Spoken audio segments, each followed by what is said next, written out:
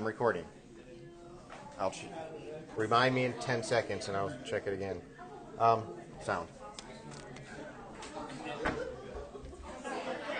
All right, so this is the remainder of the muscle lecture. So we talked about how muscles contract.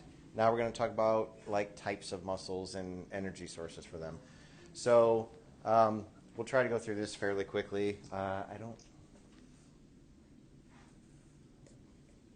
There's not a whole lot of your third exam will be dedicated towards this, if I remember correctly. If I look and that is different, I will let you know.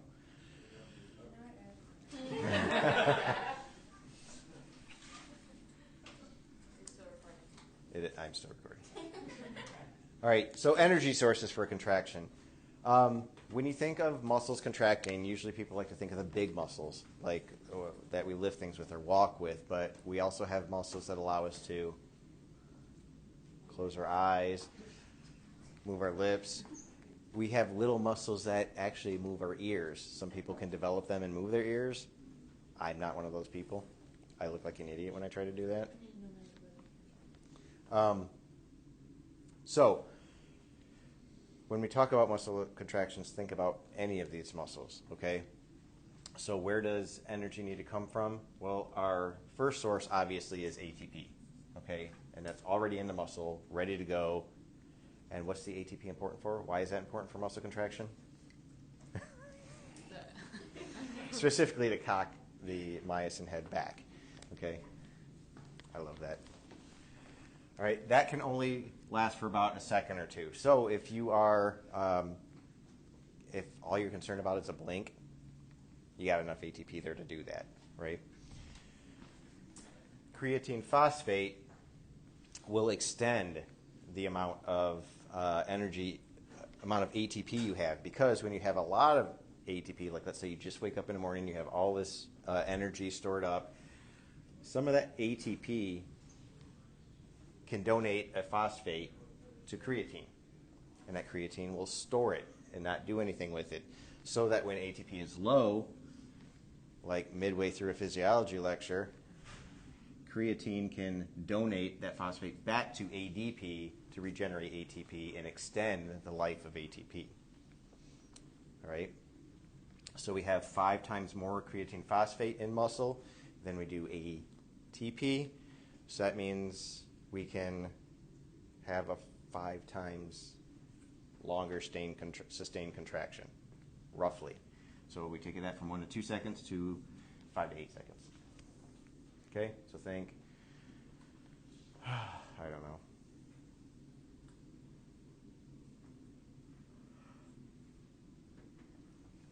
I've got nothing.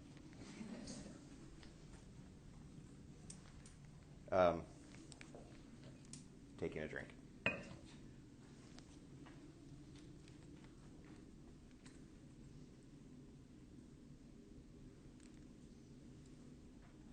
I am plagued today. All right.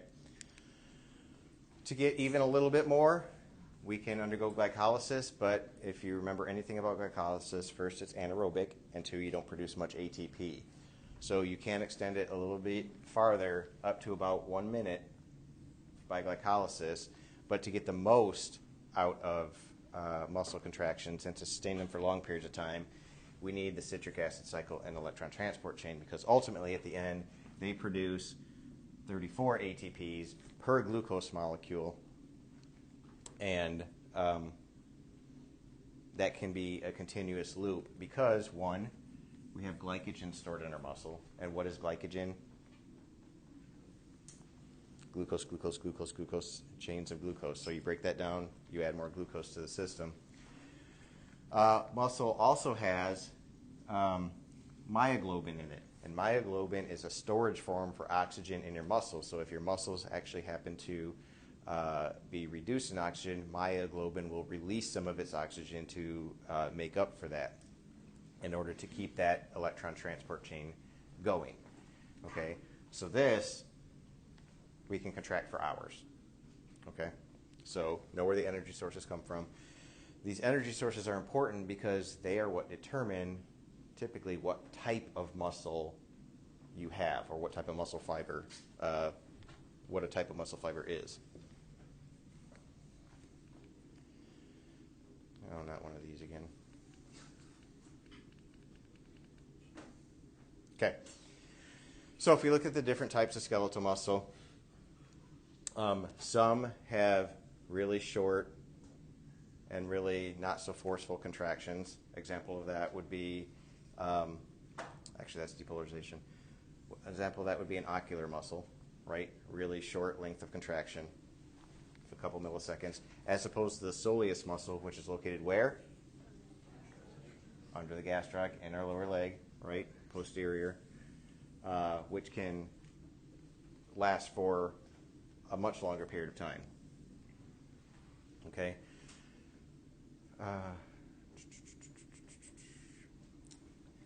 These muscles right here that contract for short periods of time, they're what we refer to as fast fibers, whereas these, like the soleus, those are called slow fibers. Okay, and that makes sense given the time course that you see in that graph of those particular muscles. Now, most of our muscles in our body have both types. What's different between muscles is the proportion of those types. So you don't have strictly slow twitch or strictly fast twitch in a given muscle. You have a mixture of varying levels of each.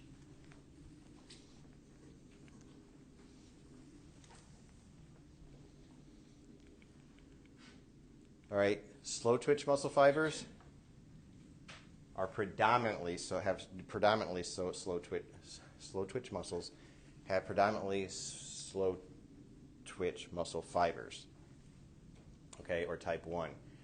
What we know about them is that they are oxidative, which means they use the citric acid cycle and electron transport chain. They have a high degree of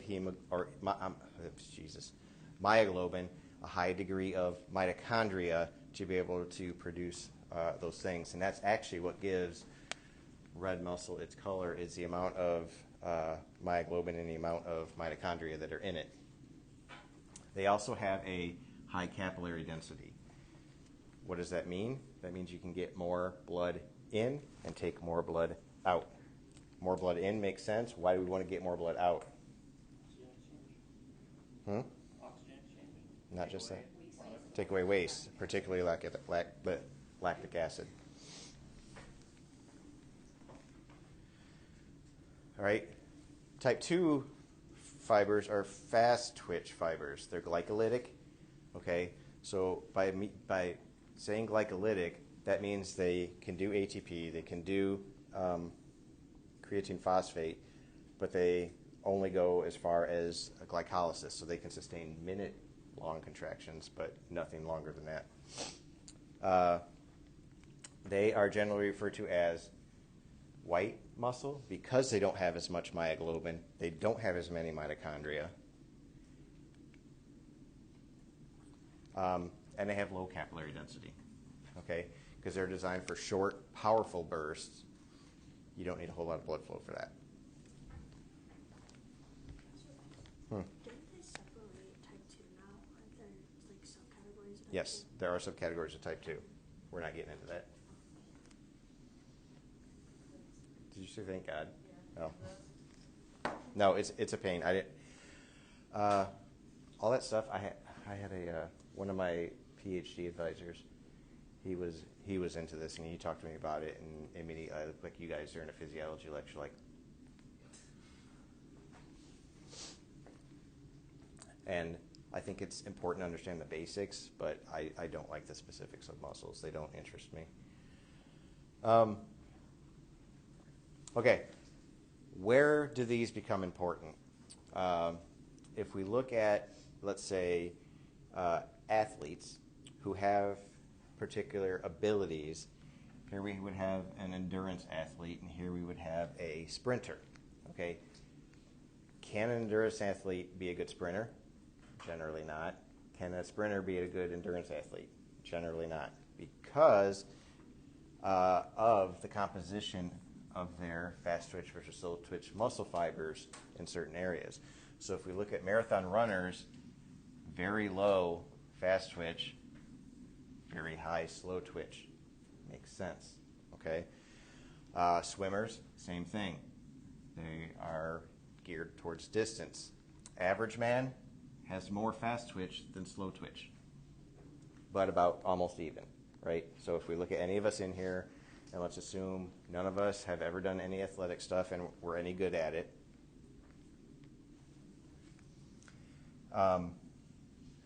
This is about what our profile would be. Okay, weightlifters, similar to common man, okay, because you need both for that. To lift requires fast twitch, but to lift for long periods of time, you need a good amount of slow twitch as well. Then if we look at sprinters and jumpers, power. You want power from these people. So you're going to have a lot more fast twitch in both of those than you would slow twitch. Okay? And if you look at the build of each of those people, they're different. Slow twitch muscle fibers don't have to be big and bulky. Are these people like naturally born with this, or can you convert like over time? The answer is We don't know. you're born with what you have. There's some evidence that there are different subtypes of muscle fibers that we don't really even know about yet. Yeah. But what you're born with is generally what you have. You can slightly modulate it, but not enough to make that big of a difference. I would say is it like less than a 5% change in Right. muscle fibers? So, if Steven's going to be an elite athlete, he's going to be an elite athlete. And nothing he did is going to change that. Now, can he be a better elite athlete through training? Of course. Anybody can be better than what their basal is, but his basal is going to be better than mine. Okay? Does that make sense? And nothing I can do can get me to his basal level. Okay, but let's ask this, though. Let's say his basal level is X. My basal level is Y. He sits on the couch all day, eats potato chips, watches Netflix. I work my ass off. Can I train up to his basal level and we'd be pretty much equal? Yes. But then if he gets off his ass and starts training, he's always going to be above me. Do fast twitch people overall like burn more energy? Like are naturally slower people? Say that one more time. Fast twitch people. No, not necessarily. Wouldn't fast twitch typically have like a more like muscular build because they are like the jumpers and sprinters and stuff like that compared to like the typical runners, like endurance athletes are like lanky and skinnier? Are you asking me? Typically, yeah. Because your fast twitch muscle fibers, the power ones, they're just bigger. You need more of it to produce that power. So, after doing all that training to catch up with Steven, I'm tired. I have muscle fatigue. You wear me out, man. Fatigue. When a muscle loses the ability to contract. That's the definition of fatigue. Really, there are so many theories about fatigue, we really don't know 100% sure what it is. But we do know that it's loss of the ability to contract. All right? Some things that we do know, lactic acid accumulation, okay, that will wear out a muscle. Decreased blood flow. Of course, if you don't have blood flow brings energy. If you don't have the energy, you can't get that muscle to contract. Also, if you can't get blood going away from the muscle, you can't get rid of that lactic acid. It builds up. Ion imbalances that will affect the ability of a muscle cell to depolarize, and psychological factors. Okay, they did a study where they took elite cyclists and put them on one of those in a room with a trainer and the screen that they're looking at. Okay. And they said, go, like it's a race. And then they brought them back, and they said, all right, you're going to race your ghost from last time. See if you can beat it. So let's go back. So they went all out, like they maxed out as fast as they could go. They came back, they said, you're going to race your ghost, and they put their ghost on screen. What they didn't tell the cyclist was that they increased the ghost's speed by like 10%. I don't remember the exact number, but they increased it. And almost every single time, the bicyclist beat their ghost. okay, which shows you that psychologically you can override some of these systems. That's what that study was trying to show, is that psychologically you can tell yourself to move faster than what you were previously able to do. So psychological factors play a huge role.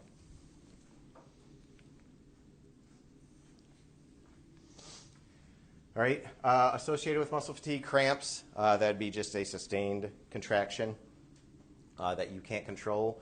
Usually that's due to decreased electrolyte concentrations, making a sustained contraction that won't go away. So if you want to know more about that, review what electrolytes are and how they're lost from the body. We talked about that a couple of lectures ago. And I think we talked about this already. The whole goal of exercising is to make you better prepared for a stressful situation. All right, so the more you exercise, the better you are prepared for that stressful situation. So under constant training, you get physically fit and you make less lactic acid because your energy production systems become more efficient. You also get better circulation. Your blood vessels are able to respond much more acutely to changes in need. You have increased oxygen carrying capacity because you're probably making more red blood cells. You have increased muscle mass, increased myoglobin and hemoglobin.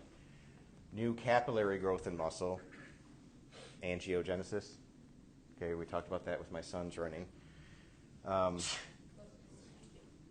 And you tend to make additional mitochondria. The more mitochondria, the more energy you can produce, and the more efficient your energy production gets.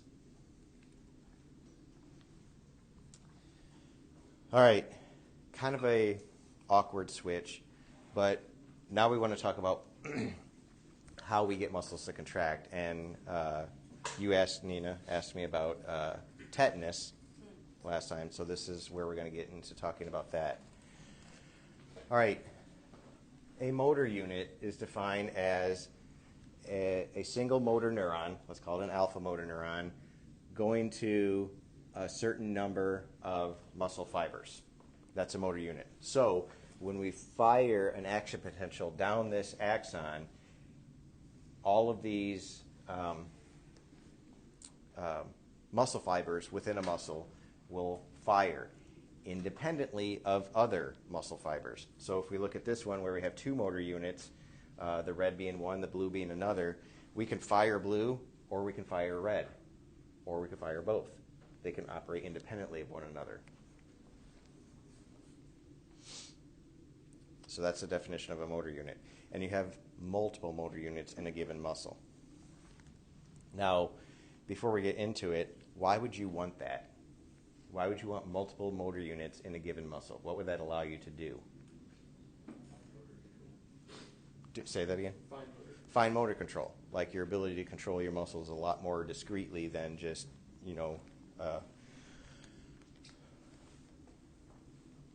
simply moving. Okay?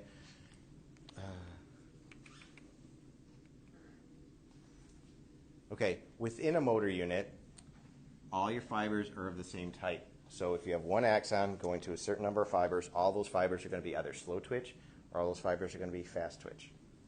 Okay, you're not going to have one motor unit going to both slow twitch and fast twitch.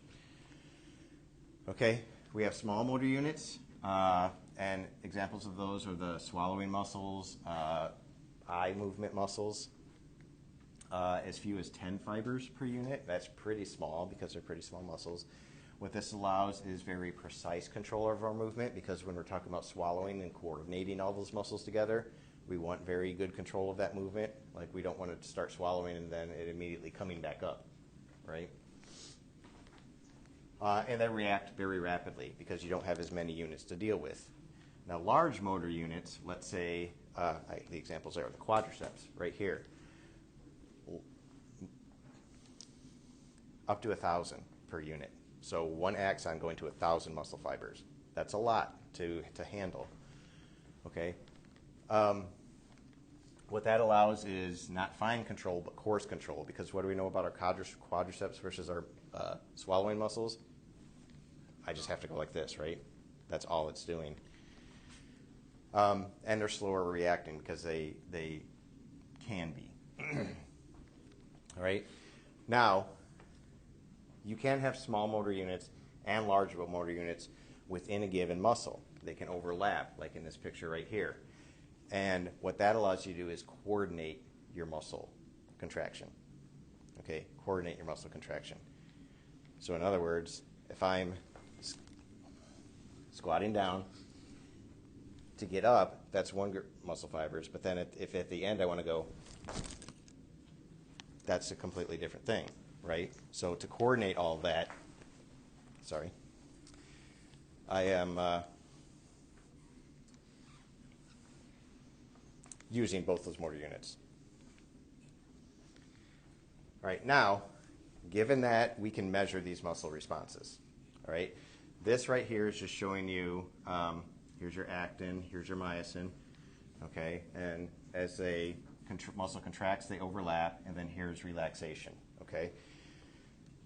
When we stimulate a muscle to contract, we can do it with experimentally, let's imagine a neuron going to the muscle, a motor fiber.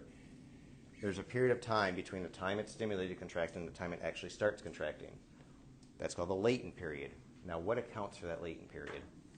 What do you think accounts for that latent period? I've stimulated the muscle, but it's not doing anything for a very short period of time. And we're talking milliseconds. Pardon? But what if it's not depolarized to begin with? Okay, you sent the action potential. Recruitment. Huh? Recruitment. Not recruitment. Traveling. So you stimulate it. You have to depolarize the muscle. You have to send things on the T-tubules. You have to open calcium channels. Calcium has to bind to troponin, has to move tropomyosin out of the way, exposing active binding sites. Then you have to have the, okay? So all of that takes time. So that's why you have this latent period, okay? And then as we see force of contraction go up, here's our period of contraction. We reach a maximum. That's when all of our sarcomeres are maximally overlapping. And then we have our period of relaxation. Okay, and then we go back. So that would be what a muscle contraction looks like on a myogram.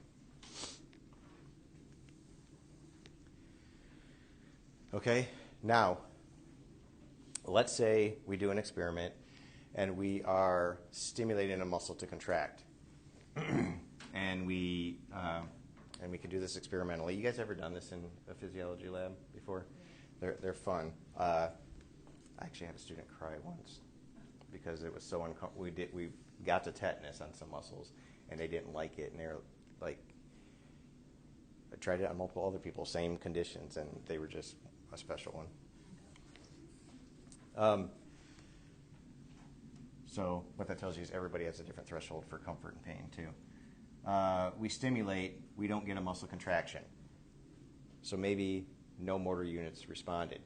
Remember, how many large motor fibers in our layer 5 of our motor cortex do we need to activate in order to get a muscle to contract? Do you remember? We talked about it Wednesday. About 50? Do you remember? Okay. So we can fire those, but maybe a muscle will contract.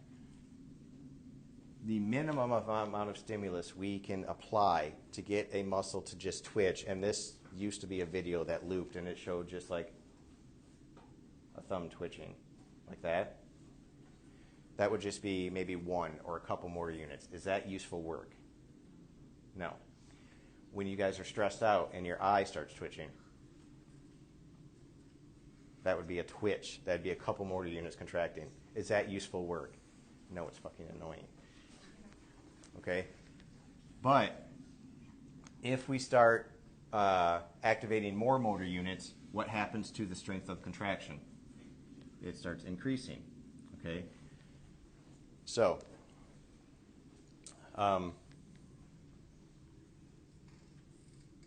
until we get to a maximum. Okay? What would be the maximum? What would create a maximum for force of contraction when we're stimulating a muscle to contract? I want to stimulate my biceps brachii to contract. Is it when all of it has responded?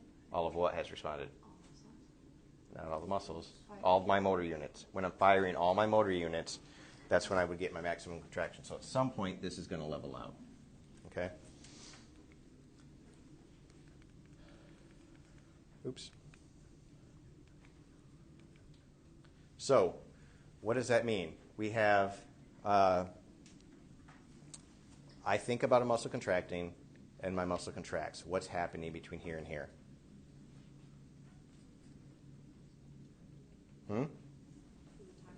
No? I mean, I think about it and it contracts. What's happening to make that happen? An impulse, a nerve impulse, an action potential down my motor neuron, right? So, an action potential. That's going to a motor unit. So I have two things. I'm sending action potentials to a motor unit, and I have multiple motor units. Okay? Those are two ways we can increase strength of contraction. All right? Let's say, or increase the force of a contraction. Okay, so let's say that I only stimulate one motor unit, okay, in my bicep. Maybe it happens like that. That's a twitch. Okay? I stimulate 2, 3, 4, 5, 6. The more motor units I stimulate it, the more the muscle of the contraction. Okay? So, what we call that is muscle fiber summation. I stimulate more motor units, I get a stronger contraction.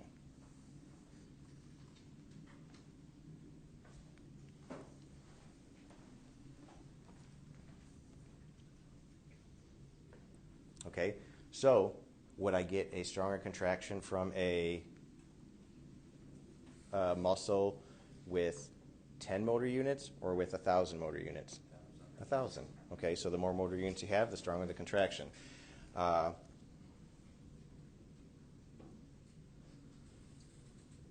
What did I call that? Did I call it anything? We call that recruitment. That's muscle fiber recruitment. Okay? There it is, fiber recruitment. Okay? The other way I can do this, let's say I take one motor unit and I fire an action potential. What's that going to look like? Okay? What's happening here? Action potential. Depolarization. Contraction. Period of contraction. Okay, what's happening here? Contraction. What's happening here? Relaxation. I send another one. Contraction, relaxation. Now let's say I do that once per second. Okay? Then I do it 5 per second. What's going to happen is that I have a contraction, but before I get a full relaxation, I contract again. What happens to the force with my next contraction? It goes up. So then I keep it 5 per second. Okay? So the faster I'm firing signals from my brain to tell that muscle to contract, the more it's going to contract because I don't give it the opportunity to relax. Okay? Now, if I send those, let's say 100 per second, if I send them so fast that I just never give it time to relax, it results in a sustained contraction that I can't really control anymore. What do we call that? Tetanus. So that would be tetanus when we are stimulating so fast motor units that we don't give them the opportunity to relax. All right, so when we have the bacteria that causes tetanus, it irritates nerve endings and causes contractions, signals that get sent so fast that we just don't relax. Has anybody ever experienced tetanus before in those physiology? It's not comfortable, is it? No. Some people shook their head. I just took that for a response. We used to do it in our thumb in our physiology lab, and you get a twitch like this. And then you induce tetany, and they're like, it's really uncomfortable. So, I used to think long ago when I heard about tetanus. Like, what's so bad about a sustained contraction? Like, so what? Your thumb's like that, you look weird, but it's really uncomfortable. And of course, if you sustain that for long periods of time, what's going to happen over time to that muscle? Can you get injured? No. Like, shorter period of time. No, it's already doing that. It's going to eventually lose the ability to contract. Right, it's going to lose energy. It's going to lose the energy, and you're going to fatigue that. And it's going to be a long time before you're able to contract again, but then as soon as it does, so, bad thing. Does that make sense? Yeah. If you guys want to experience, actually, if you want to experience this at some point in time, I can ask to borrow some of the equipment they have in the science labs, and we can do that. Or if you have one of those TENS units, you can do it to yourself. Increased frequency. Okay, so this right here is all saying the same thing that I just said before. It's just another way of looking at it. Two things I want you to get from here. When I contract a muscle and I relax it, we know what causes the contraction, but what are two things that cause a relaxation? That happens at two levels. And we kind of discussed one. Actually, we discussed both because it was in your, I think it was in your exam. What's one way we can relax a muscle? No, that's a reflex. Okay, so one, we can, when we release calcium from the sarcoplasmic reticulum, that results in a contraction.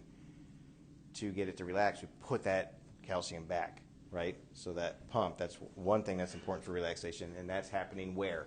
In the nerve or the muscle? That's happening in the muscle. What can happen at the nerve level that will promote relaxation? Good, acetylcholinesterase. Because if we break down acetylcholine, that's binding to receptors on the postsynaptic, on the muscle membrane, and I don't remember what I started with. Anyway, acetylcholine binds to the receptors on the muscle cell membrane, opens up sodium channels, depolarizes. If we get rid of that acetylcholine, we're not opening those channels anymore, and the muscle is not stimulated, therefore it relaxes. Okay, so those two things are both required for muscle relaxation. All right, and if I didn't cover those formally, consider this formal covering.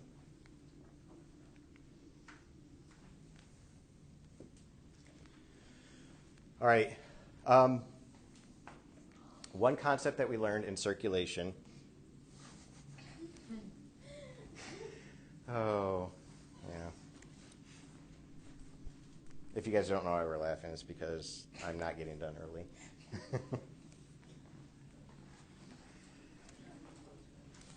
No, we will be done on time. Okay.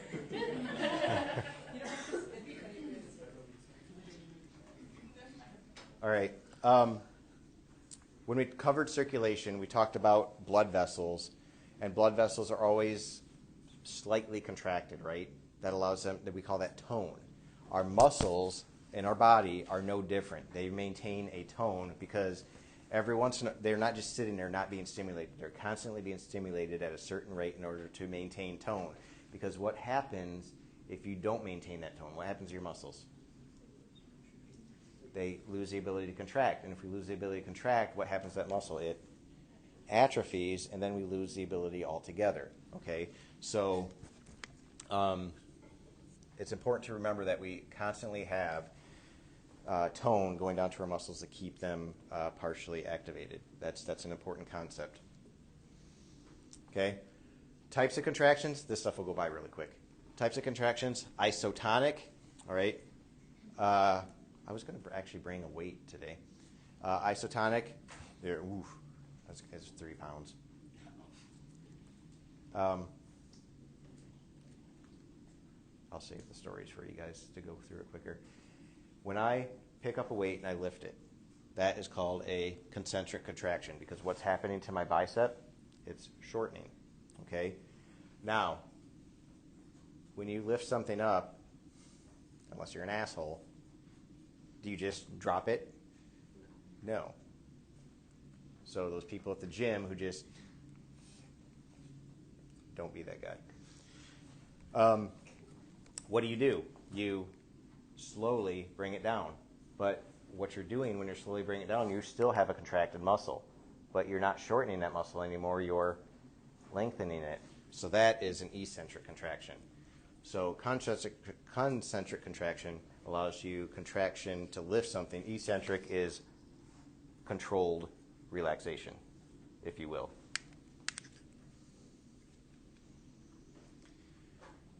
We also have isometric contractions. So with isotonic, same tone. So whether I'm contracting concentrically or contracting eccentrically, I'm still maintaining the same tone in that muscle. You can measure the same force. With isometric contractions, you can put increased force of contraction, but the length of the muscle does not change. So that would be me trying to push this wall out, right? I'm not moving anywhere, but I'm still applying a lot of muscular contraction force to that wall. Holding the door open for your wife, girlfriend, or an old lady. Isometric contraction. Oops. All right, this is just showing the same thing. Last slide. Hey. All right, I don't know why I did that. Assume this is normal muscle. These are sarcomeres. This is a muscle fiber that the sarcomeres are within. This is what we all look like right now, okay? If we weightlift and train, let's just say we're going to train, we're going to do squats. What does that train? Quads, glutes, okay? What's going to happen with that? We tear muscle, and then we're going to build sarcomeres next to each other within the same muscle fiber. So that muscle fiber itself, because it has more sarcomeres side by side, is going to become bigger. Hypertrophy. So that's what gets muscle hypertrophy. That's why you get that big ass and big thighs. All right. Hyperplasia would be taking this muscle and damaging it, and you form and you split the muscle fibers. So now you have two different muscle fibers. Okay, so hyperplasia is the muscle gets bigger because it has more muscle fibers, not because it has more contractile units within a muscle fiber. Okay, that is rare, and that's usually pathological. Hyperplasia. Did I say that was hypertrophy? That's hyperplasia. All right. Sometimes they can happen together. And then also when you grow, we can have muscle lengthening. So if you notice with muscle lengthening, same fiber, but sarcomeres are being added in series instead of next to each other. Okay, and that's what allows us to actually increase muscle length. Because what do we know about muscle cells? What do we know about muscle fibers? They don't do what?